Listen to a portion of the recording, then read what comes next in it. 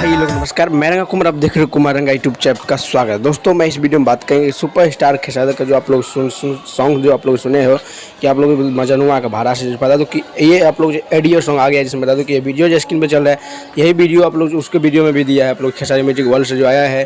तो आप लोग भरपूर प्यार दीजिए और बात करेंगे सॉन्ग के बारे में। तो सॉन्ग आप लोग बता दो कि 3 घंटा के अंदर में आप लोग 9 नंबर ट्रेनिंग में कर रहे हैं। तो आप लोग नहीं विश्वास तो आप लोग जाइए और भरपूर प्यार दीजिए, क्योंकि 9 नंबर ट्रेनिंग में चल रहा है। हो सकता है शाम तक आप लोग जो मिलियन भी कर दीजिएगा और आप लोग डिमांड करिएगा तो वीडियो भी आप लोग को बहुत जल्द ही मिलेगा। मेरे को भी लगा वीडियो आ रहा है वीडियो सॉन्ग, लेकिन आप लोग जो ऑडियो सॉन्ग जल्दी में छोड़ दिया। लेकिन हो सकता है आप लोग की वीडियो भी 2 दिन के अंदर में आ ही जाएगा। तो आप लोग जाइए और भरपूर प्यार दीजिए। मजनुआ का भाड़ा से बहुत गजब का सॉन्ग है, बोलबम पहला सॉन्ग है खेसारी म्यूजिक वर्ल्ड से ही आप लोग जो पहला सॉन्ग आया। अब एक उससे पहले भोजपुरी भी आया था।